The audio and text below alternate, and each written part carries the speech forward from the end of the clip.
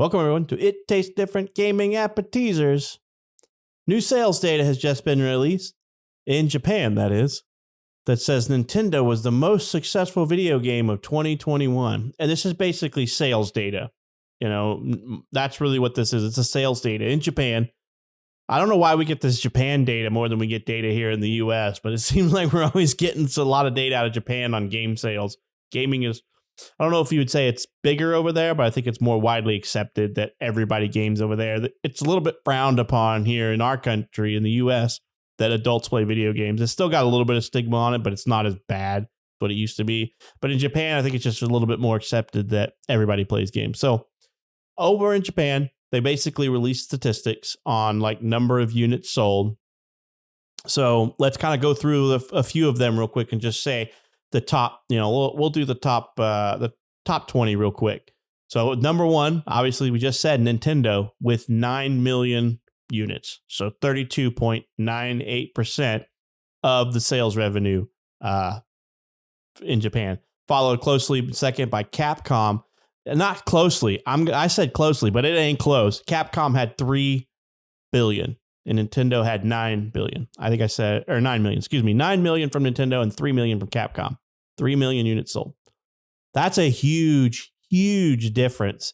I guess Nintendo in Japan is just much bigger than they are worldwide, right? I mean, maybe they're that big over here, but I don't hear as much about Nintendo in this country as I do every other gaming product. I mean, like Microsoft and Sony. I think those two are way bigger players in the US market than they are obviously in the Japanese market, right? If Nintendo has beaten Capcom by such a huge number, I mean, 9 million versus 3 million. That's a huge difference in sales. Pokemon Company was next with 2.9 million. Konami with 1.7, followed by Bandai Namco with 1.7 million. Square Enix with just a little over a million, followed by Microsoft with 829,000. And then Sega with 800,000. Koei Tecmo, 732,000 units sold.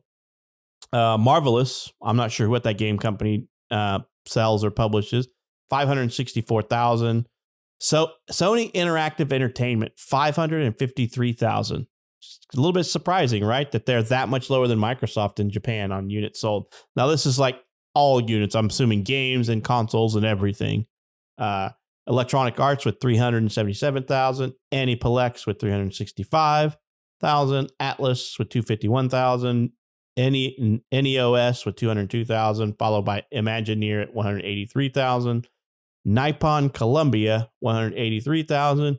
Ubisoft is on this list with a measly 172,000.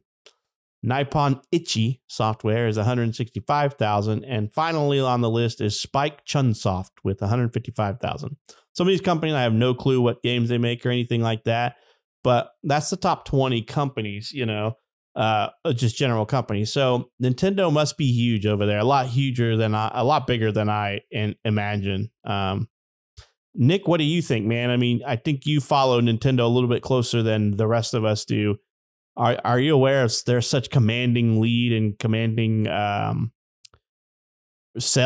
basically how popular they are over there?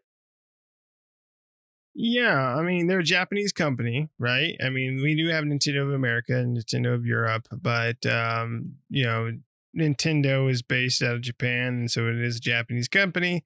So I can understand why they would have a commanding lead there. And I think they really have, I feel like they really have a commanding lead even in the States and other regions. When I go online and look, like everybody's just so ecstatic about the Switch and want every game imaginable to come to it. And then that for me just baffles me. Like, I mean, I can understand. I mean, where we live, we don't have a lot of public.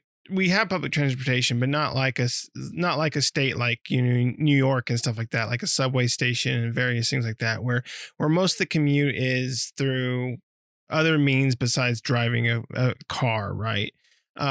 whereas here is like you can drive your car from point A to point B and get there.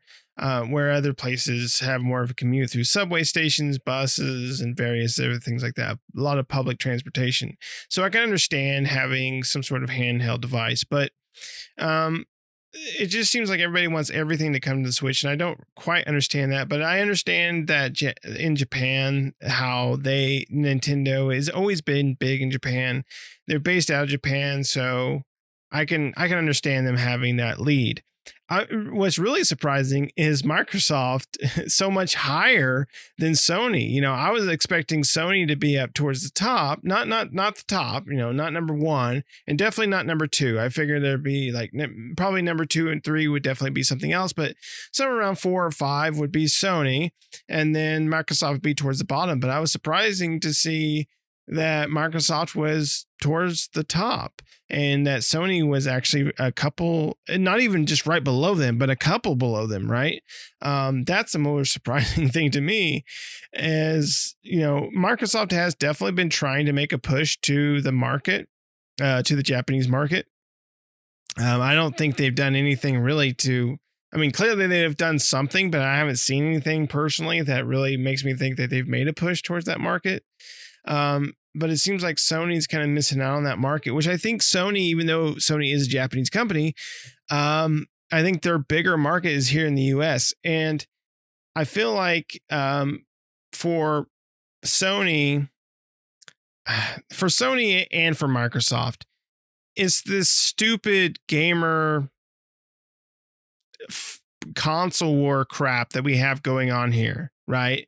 That boosts those two companies up. I love both companies, and I love the PlayStation and I love the Xbox, but that's what boosts these two companies here in the US is this stupid, this idea that we have as US citizens where we have to pick something and fight tooth and nail for that thing, whatever that thing is.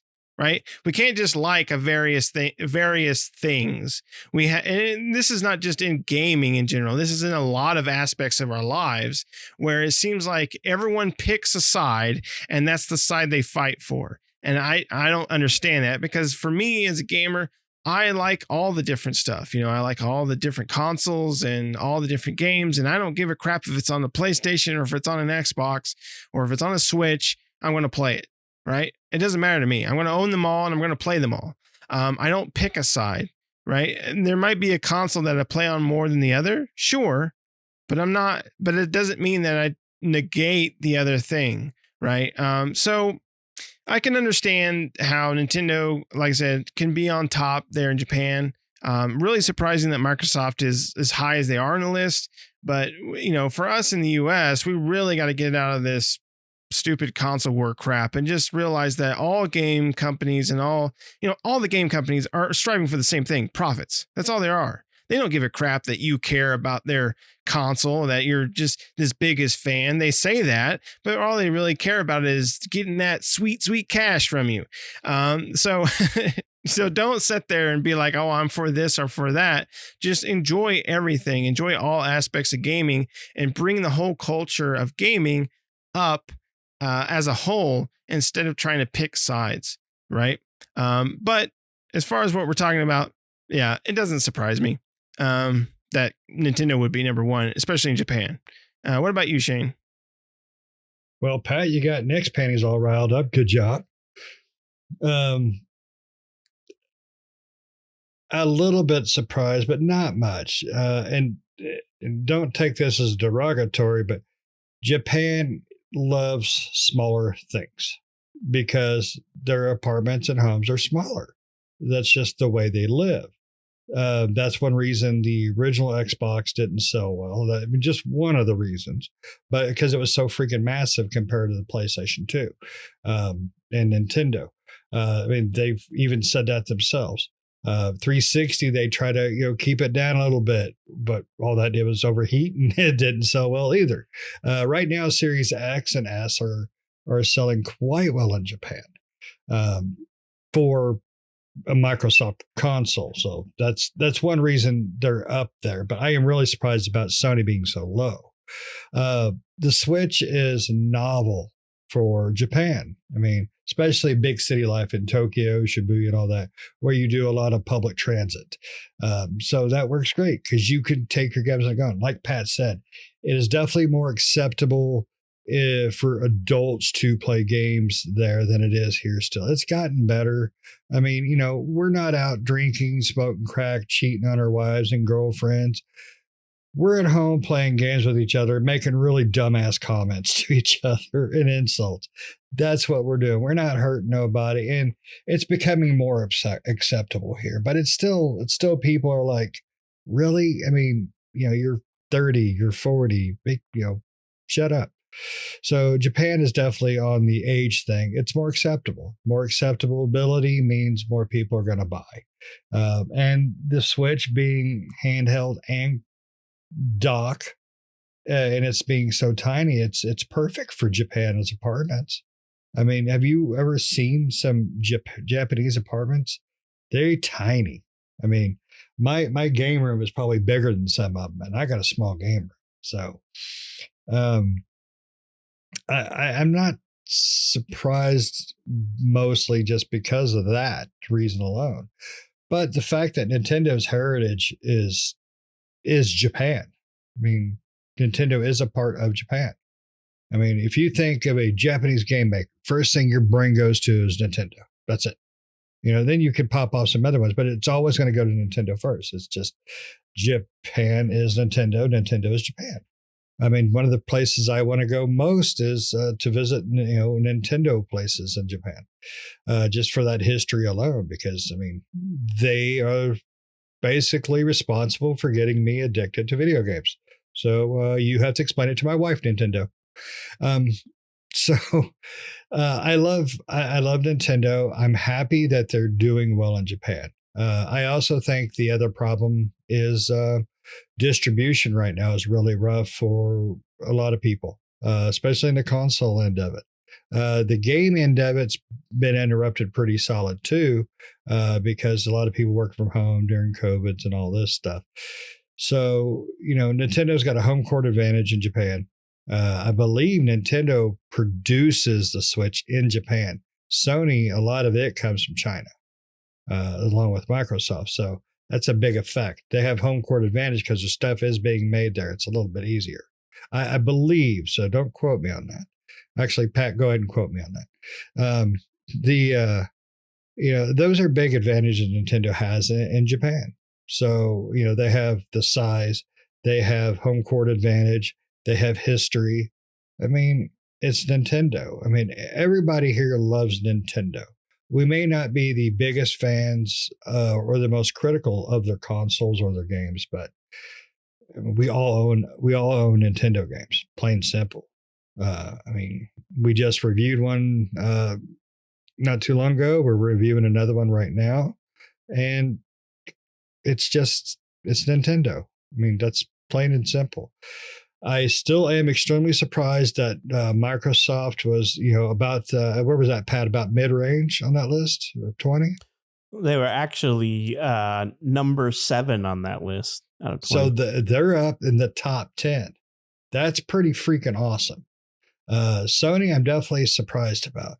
But Sony doesn't put out as many first-party games as at least these last few years. Not as many first-party games have been coming out. So I don't know how third-party game sales working on Sony, but over in Japan at least. So, there's lots of factors, but did it say who top sales were in 20 or 19? No, I didn't go back that far. Okay. So but just so you know, wonder. The Nintendo Switch is not made in Japan. It was made in China until the U.S. tensions grew, and now they're made in Malaysia. Oh. The thing about it, how too, exotic. Shane, the thing about it, too, Shane, is that Sony's been shifting their focus from Japan to the U.S., right? Because that's their biggest market, if you think about it. I mean, I think, Japan's probably a big market for them, but the U.S. is really, I feel like, has really been a huge market for Sony. There's so many. I believe Europe is really huge too, is it not? I'm sure it is. Yeah. So, I mean, anywhere there's people, it probably is that big, which is kind of funny. Right. It's kind of funny when you think about it, because if you actually look up the world top gaming companies, they're not in the top 3. Nintendo's not, which is just kind of, in my opinion, says all of that, right? That to me says a lot, that Nintendo's just that big over there, but I don't think they're that big in the US. I think they're big, but they're not that large of a contributor in the market. Yeah, and remember, Nintendo doesn't play like everybody else, too. And that definitely has an effect around the world. I mean, maybe it's more effective in Japan, but not over here. I don't know. Nintendo does things that we don't understand, but maybe it works better over in Japan. So, and like I said, home court advantage, a name that the country trusts, that's a big help. But like you said, though, pushing it out to America, concentrating on the big countries, I guess you could say, that's gonna lower your sales. So, right. But good for Nintendo. Yeah, because I mean, if you look at like the top 25 video game companies by revenue, I think this is information from trying to find the date on this article. I can't find it, but the number one is Tencent with $8.2 billion, which we all saw that one coming, followed by Sony at 4.3 million, and then Apple at 3.6, then Microsoft at 2.8. Apple? Really? Apple is in the market because of their mobile gaming market, their mobile games platform. That's right. Because remember, they take more than 30% of revenue. Like, yeah. Apple Followed by Nintendo asses. Is below Activision Blizzard on the world scale. They're number 8 at 1.5 billion, whereas Activision is 1.9 billion. Yeah. So that's Microsoft now anyway. So yeah, so that means Microsoft. I think when I had read last time that will actually have them top Sony. They'll be the second, if the acquisition goes through. They'll be the second largest video game company behind Tencent. But Tencent doubles Sony. Sony, which is the second. So, Microsoft combined with Activision. So Microsoft's 2.8 billion plus the 1.9 billion puts them at over the value of Sony. So they will be second, moving Apple down to number 4 if the acquisition happens. There's a little bit of back and forth in like the U.S. Senate and a few other places that are trying to block that. It'll happen.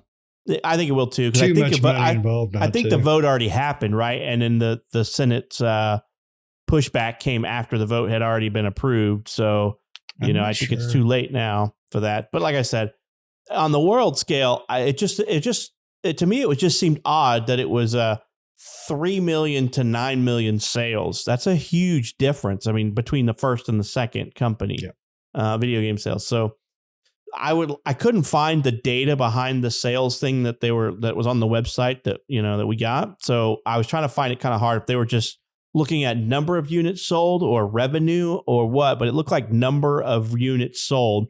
And I'm like, okay, are they talking about, so how do they gauge that? Is it number of units sold by the publisher, by the developer combined? What is it? So at that, I would think it'd have to be cumulative for those quantities. Right. Well, and Nintendo, they mostly publish all of their own stuff. They don't have third-party publishers typically, so that kind of helps them. Their developers, they develop and self-publish, so that kind of help them. But a lot of games, they're sometimes published by other larger publishers than the game developers. So a smaller game developer can go through a larger publisher, Square Enix publishes a lot of stuff for other smaller game companies. So does Microsoft and Sony. They publish a lot for smaller game studios they don't necessarily have the staff to publish and market a game as well as the big dogs do. So they'll partner with them for a percentage or for a flat fee. So who gets that revenue, right? The developer. Who gets that unit sold credit? The developer or the publisher in that sense is what I was trying to get at. But I couldn't find the data behind the statistics for this site. They didn't cite their sources, I should say. So I couldn't really find the info. And I even Googled it and couldn't find the info for the cited sources. But But like I said, that was my only big surprise, is that a 9 million units versus 3 million units. That's a huge gap. Basically, it's 32.9% of the market versus 10.92% of the market. That's a huge gap. So that's why I was just like, wow, look at that huge gap. But on the world market, they're not the top seller. They're the number 8 seller, as far as revenue goes. That's not number of units sold or anything, it's revenue. And Nintendo, it probably has a little bit of a leg under the other guys on the top, right? Because Sony and Microsoft and Apple, their companies, while this is listed as video game companies by revenue, video games aren't their only source of revenue. So Nintendo, while they have some other sources of revenue, it revolves around their IPs. Whereas Microsoft and Sony have other revenue streams, such as Sony has a lot of movies and other deals like that. And we all know Apple has their hands in just about every other thing. So they can get revenue from stuff that's not even theirs, right? If you put it on iTunes for $1.99 or 99 cents, they get a chunk of that. So, and even though it's not theirs, it's just selling in their marketplace. So it's interesting to me in that aspect. And Microsoft has the Zune. So hey, I've still got mine. It still works. And they got a really cool game on there where you use lasers to do things. That's fun. So shut up, Nick. I see you bought the iPod. You're really going to hate life when Microsoft comes out with the Zune next year. I had a Zune too. I don't know where it went though. Right. So mine still works. Hell, my wife's iPod that she bought back then, shit, it ain't worked for years. I don't have any of those mobile audio players. I mean, by that point in my life, I was like, I don't need portable audio. I've got a computer everywhere I go and everything. I'm like, why do I need and then by that time I had a stinking phone. I mean, iPod came out right about the time where I had like a Nokia slide phone and I wasn't storing music on that thing. But by the next time I bought a Samsung phone, it had all that stuff built into it. So I didn't need to buy an iPod or anything, but we're kind of getting off tangent here. But so what do you guys think? Anybody got any last words on this one before we, move on from Japan and see if we can find some U.S. statistics somewhere? That's a lot of coin blocks. All right. Mario's been busy. Ting, ting, ting, ting. So, all right. So let us know what you guys think. Does this news surprise you? I mean, I wasn't surprised that Nintendo was the top, but I was surprised by how far up on the ladder they are from the second top. So let us know what you think. I mean, to me, this news was kind of expected, but just the Microsoft and Sony thing was a little bit more unexpected for us than what we had all thought for last year. So let's know what you think. Don't forget, we always like to hear from everybody. Make sure you comment down there. Make sure you like the video. Make sure you subscribe. Help us out. Help us get those subscribers. We got over 100, so we're heading to that next milestone. We got 100. We're marching slowly to 200. We're gonna keep going. So make sure you like the video. Make sure you subscribe. Don't forget to hit that bell for notifications. And we hope you enjoyed this episode. We hope to catch you in the next one. See ya.